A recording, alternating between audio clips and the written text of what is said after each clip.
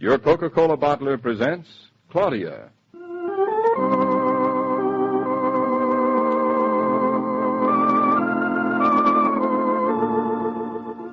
Claudia, based on the original stories by Rose Franken.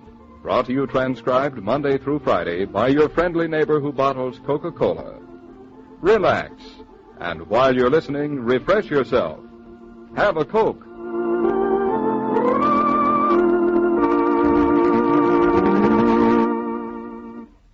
And now, Claudia.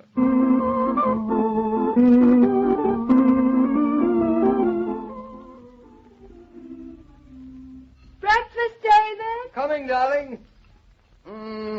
That coffee smells good. It is, and the eggs are just right, and the bacon is just right. In short, you're perfect. Yes, sir, I am perfect. Oh, David, it's a lovely day for tonight. What do you mean, a lovely day for tonight? It'll be so nice to drive back from Connecticut with the moon. Oh, how do you know there'll be a moon? I ordered one. David, you know it'll be the first time I've seen any of your architecturing face to face. Well, you won't see much. Just a stone foundation and a pile of lumber. Well, anyway, it'll be fun. Will we be home for late dinner? Do you think I'll order something I can make before I leave and just heat it up? We will not be home for dinner. I know a wonderful little inn on a country road. Looks like it walked right out of a book. Is that good? Sure, it's good. And wait till you taste the food. Best you've ever eaten. Lobster? Well, sure. Why not? Well, where we're going isn't on the water, is it? I mean, it's inland. That doesn't make any difference. Don't you know they fly oysters all the way out to Los Angeles? I'm not sure I'll have the lobster, though. Darling, I wouldn't worry about it. You haven't finished your breakfast yet. Well, can't I even plan? Oh, David, lobster or not, it's going to be fun. And I'm so glad you invited Mama along. Sure, I invited Mama. Aren't we lucky that Hartley and Julia gave us their last year's car for a wedding present? Aren't you glad, David? Yep, I'm glad I'm alive. I'm glad you're alive, but best of all, I'm glad we're both alive together. Me too. I'm so glad I could bust. Say, the moon will surely be up on the way home tonight, won't it? I'll see that it is. It'll be a harvest moon, one of the best. And, Claudia, yep. Before I forget it, will you have the garage bring the car down in front of the door at 3? I'll pick you up here, and it'll save time. All right, darling, 3 sharp. Oh, I wish it were 3 sharp now.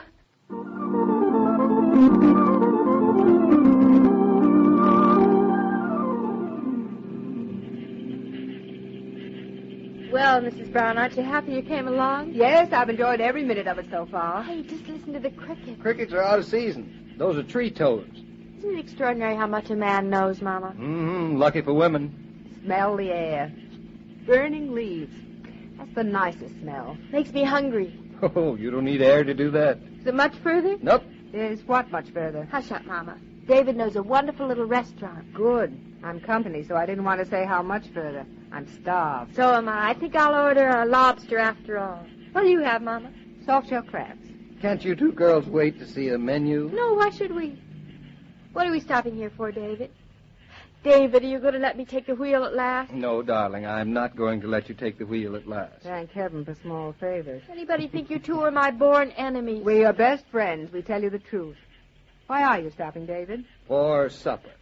Here? It looks funny. It's the oldest inn in Connecticut. No, it's not very large, is it? One more word out of the two of you, and you'll go without your dinner. From the looks of the place, we might anyway. I didn't say anything, darling. Hope the service is fairly quick, David. It's getting late.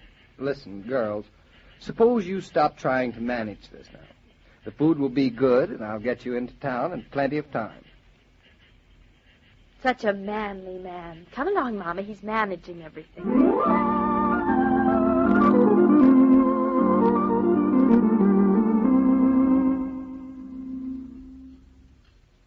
David, I know you're practically perfect and never make mistakes, but who told you about this inn? Oh, I found it myself one day.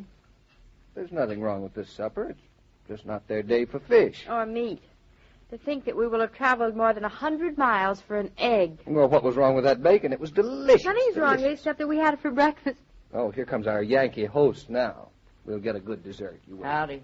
Finished, folks?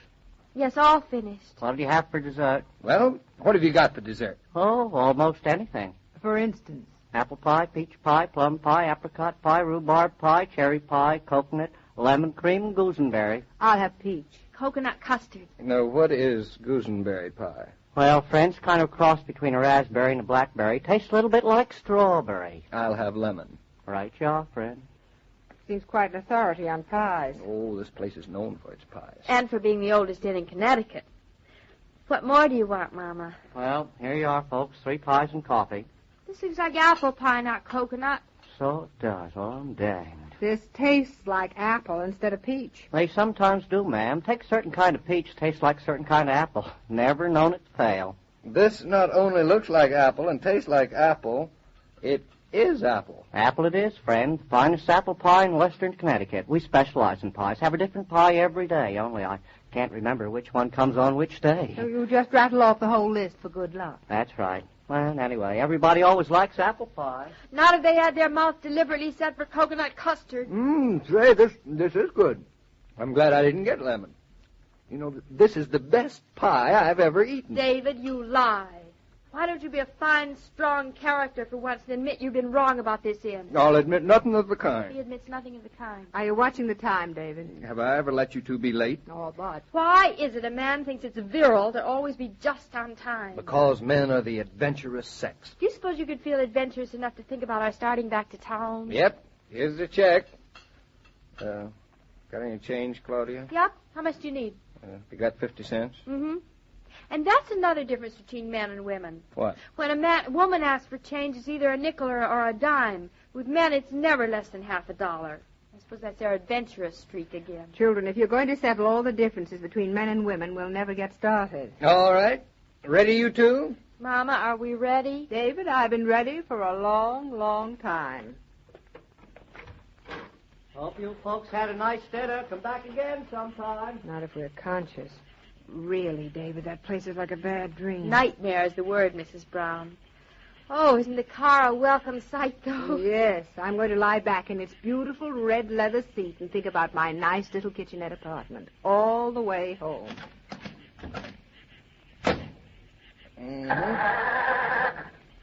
I'll sit in the middle. You got enough room, Mama? Plenty. I can even move over. No, I'm fine. Have you got enough room, David? Say, you look mad. What's the matter? I am mad. Wait until I tell that garage a thing or two. What'd they do? It's not what they did, it's what they didn't do. I left express orders that they're never to send the car over without checking gas, oil, water, and air. Oh. Oh, what? They didn't send it over. I mean, they were supposed to, but I called up this morning the way you asked me to. Yes? Don't say yes like that. You make me nervous. Guilty conscience. Come on now, come clean. There's nothing to come clean about. I acted very intelligently and used my head. How? Well, at 2:45 they hadn't sent it, and I knew you had to meet the contractor at Redbook at 4:30, so I phoned the garage. And the man said they didn't have a soul there to deliver the car. They were short-handed on account of something or other. So if I wanted the car, I'd have to call for it. Well, why didn't you phone me to pick it up? I did. You left. Anyway, I didn't mind doing it. In fact, you enjoyed it. I loved it. Did it occur to you when you were using what you so fondly call your head that you have not got a driver's license? Don't be silly. I passed my test, didn't I? It's not the same thing.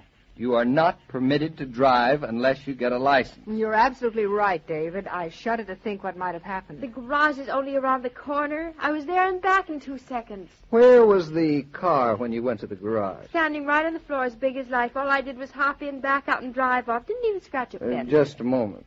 Before you hopped back and drove off, did you think to fill the gas tank?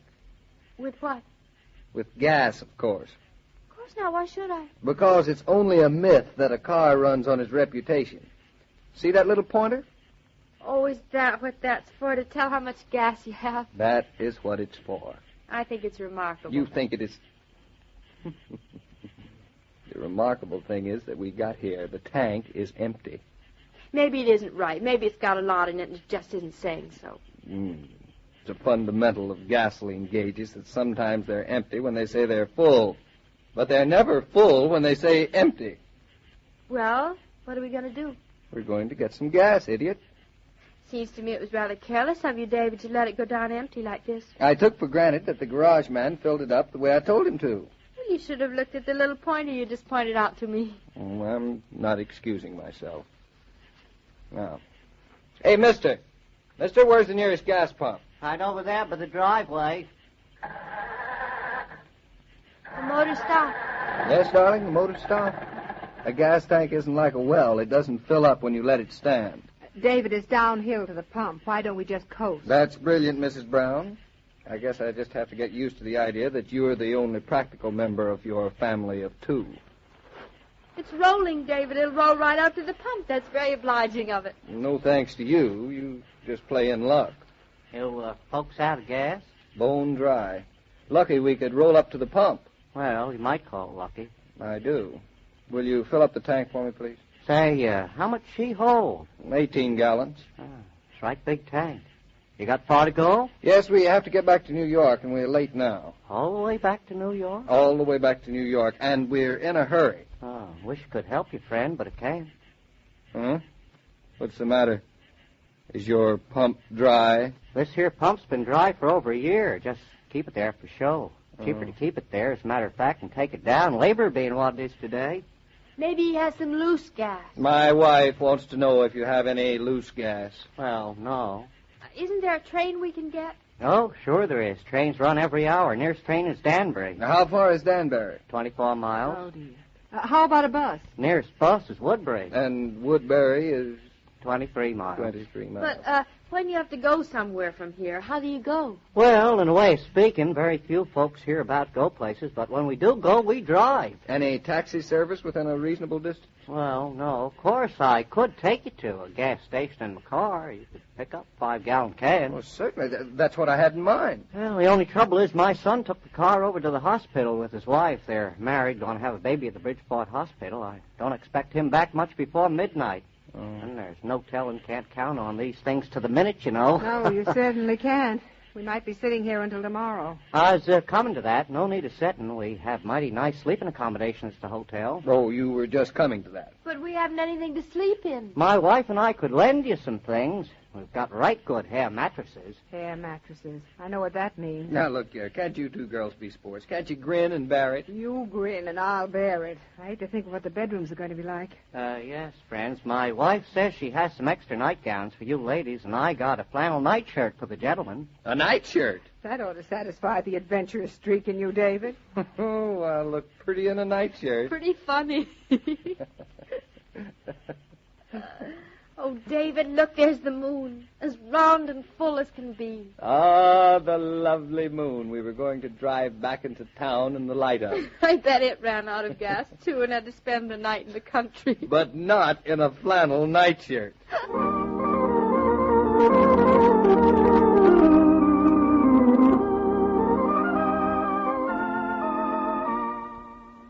All story material used on this broadcast of Claudia was under the supervision of Rose Franken and William Brown Meloney. Here's a tip for you people who drive a car. Take it easy. And here's a surefire system. At more and more service stations, you'll see those familiar Coca-Cola coolers. When you stop for gas, oil, or a tire check, have a delicious ice-cold bottle of Coke. It helps you relax, and presto, you drive refreshed.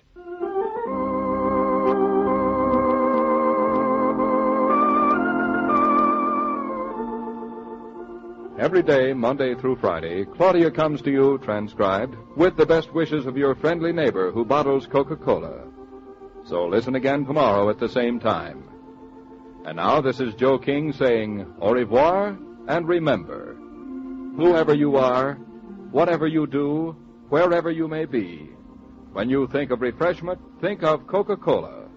For ice-cold Coca-Cola makes any pause the pause that refreshes.